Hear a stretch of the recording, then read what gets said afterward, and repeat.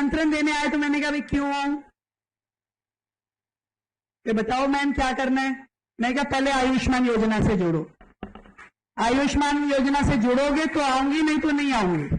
और मुझे खुशी है कि आपके अंदर का सेवा भाव देख करके आपने तुरंत उसे एक्सेप्ट किया कि बिल्कुल हम दिल्ली की जनता की सेवा के लिए आए हैं और आयुष्मान योजना से जुड़ करके जरूर काम करना चाहेंगे। तो मैंने भी तुरंत निमंत्रण स्वीकार किया। बात यह नहीं है कि सरकारी सेक्टर के कितने हॉस्पिटल हैं या प्राइवेट सेक्टर के हॉस्पिटल हैं, बात यह है कि इन आंखों ने कोविड के समय का वो नजारा देखा है जब लोग इलाज के लिए तरस गए थे। गलियारों में परिजन अपने पेशेंट को लेकर के लाइनें बना करके बैठे थे। आधी आधी रात को फोन आता था कि हमारे पेशेंट के लिए बेड नहीं मिल रहा है। इमरजेंसीज भरी हुई थी, हॉस्पिटल, नर्सिंग होम सब कुछ भरा हुआ था और बिना इलाज के फिर भी लोग मर रहे थे। आज पूरी दिल्ली का हेल्थ इंफ्रास्ट्रक्चर देखें तो ये मानिए कि लगभग 51-52% सरकारी इंफ्रास्ट्रक्चर है तो 48% प्राइवेट इंफ्रास्ट्रक्चर है। और उस सरकारी में से भी 26% केंद्र सरकार के हॉस्पिटल हैं और लगभग 24-25% दिल्ली सरकार के हैं। कुल मिलाकर के सबको भी जोड़ लिया जाए तो प्रति 1000 लोगों पे मात्र 2 बेड की एवरेज निकलती है। सबको जोड़ने से, प्राइवेट भी, सरकारी भी, सरकारी में भी केंद्र सरकार, दिल्ली सरकार, नगर निगम सबका जोड़ करके 1000 लोगों पे मात्र 2 बेड। इसीलिए मैं समझती हूं कि लाइन अपनी बड़ी करनी है, दूसरे की छोटी नहीं करनी। दिल्ली की जनता का हक है कि उन्हें बेहतर इलाज मिलना चाहिए, प्राइवेट में मिले, सरकारी में मिले। और हम भी जितने अधिक प्राइवेट अस्पताल खुल के आयुष्मान योजना को लेकर के लोगों की सेवा करें और सरकारी इंफ्रास्ट्रक्चर को हम अपना डेवलप करें।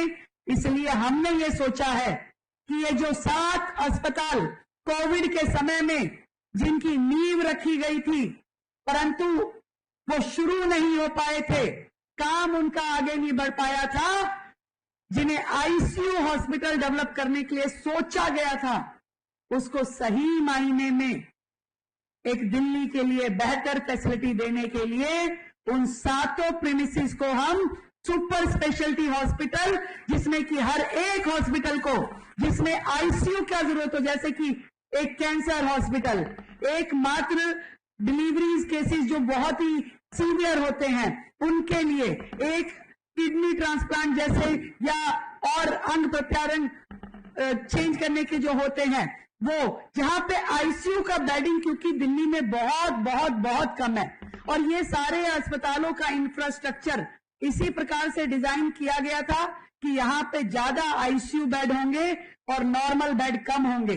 तो हमने वही वाली बात कि सरकार का किया हुआ, खर्च किया हुआ 1 रुपया भी वेस्ट ना हो, मैंने इनकी योजना इस तरीके से बनाई है कि इन 7 बिल्डिंग को हम सुपर स्पेशलिटी आईसीयू हॉस्पिटल बनाएंगे, जहां एक बीमारी के लिए एक डायलिसिस के लिए होगा, हर एक बीमारी के लिए एक स्पेशल अस्पताल, और उन अस्पतालों में जाकर के जो आईसीयू बेड की कमी दिल्ली में है उसे पूरा किया जाएगा।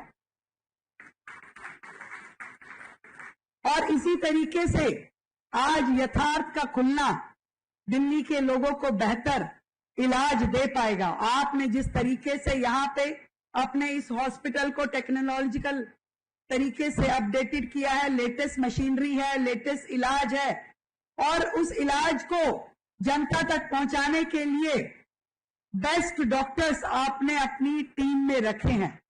ढेरों बधाई देती हूं आपको, शुभकामनाएं देती हूं हमारे यहाँ के दोनों विधायक राजकुमार भाटिया जी और अशोक देवराहा जी, क्योंकि वही लोग इसके माध्यम बनेंगे कि जनता को यहां से पूरा लाभ मिल सके, लोग अपना इलाज करा सके। हमने हर एक विधानसभा में 15 आरोग्य मंदिर यानी 15 आरोग्य मंदिर आदर्श नगर विधानसभा में और 15 आरोग्य मंदिर मॉडल टाउन विधानसभा में, क्योंकि हम भारतीयों को एक चीज और सेग्रीगेट करनी पड़ेगी, प्राइमरी हॉस्पिटल और सेकेंडरी हॉस्पिटल और सुपर स्पेशलिटी हॉस्पिटल। कई बार क्या होता है कि खांसी जुकाम भी हो जाए तो हम सबसे बड़े एम्स में चले जाते हैं, परंतु यदि बीमारी छोटे लेवल की है, प्राइमरी लेवल की है, तो उसका इलाज हमें आरोग्य मंदिर में भी मिलेगा, वैक्सीनेशन आरोग्य मंदिर में भी लगेगी, आपकी टेस्टिंग आरोग्य मंदिर में भी होगी। तो ये सारे काम यदि हम अपने आसपास के इन आरोग्य मंदिरों में ले लेंगे तो इसके बाद हमारे जो सेकेंडरी हॉस्पिटल हैं, जो हमारे सुपर स्पेशलिटी हॉस्पिटल है, वहां पर सीरियस पेशेंट जाएंगे और उन्हें ज्यादा सुविधाएं मिल पाएगी। मिल करके अपने हेल्थ इंफ्रास्ट्रक्चर पे काम करने की जरूरत है।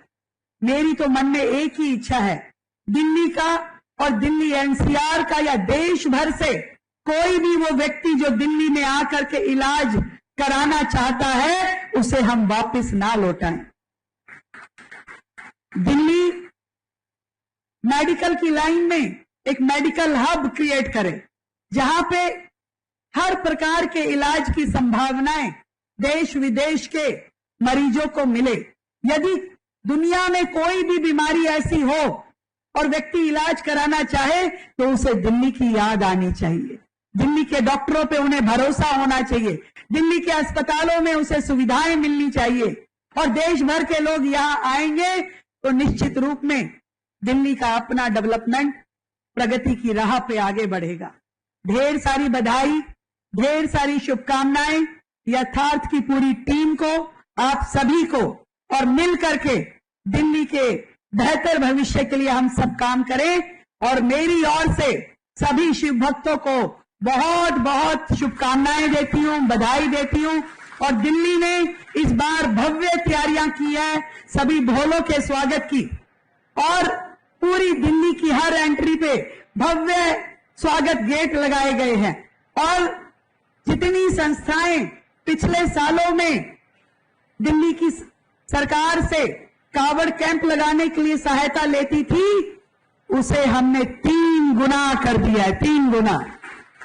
पहले 170 संस्थाएं मात्र उनको सहायता मिलती थी कावड़ कैंप लगाने के लिए, परंतु अब लगभग 400 संस्थाओं को दिल्ली सरकार कावड़ के कैंप लगाने के लिए सहायता दे रही है।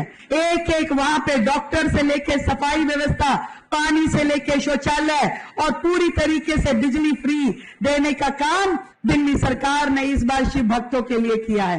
पर कुछ लोग समाज में शरारती तत्व हैं जो चाहते हैं कि देश और ये शहर सद्भावना के साथ ना चले। कुछ लोगों ने शरारत की कि एक शाहदरा की तरफ से जो रोड आती है उस पे कांच बिछाने की शरारत की। 400 मीटर तक सड़क के ऊपर कांच के टुकड़े किसी शरारती तत्वों ने डाले। मैं उन्हें चेताना चाहती हूं कि दिल्ली में किसी भी प्रकार की न्यूसेंस बर्दाश्त नहीं की जाएगी। कोई भी व्यक्ति यदि किसी सुरक्षा के साथ छेड़छाड़ करेगा या कावड़ियों के आने में कोई भी विघ्न बाधा डालेगा तो सरकार उससे पूरा का पूरा जवाब मांगेगी।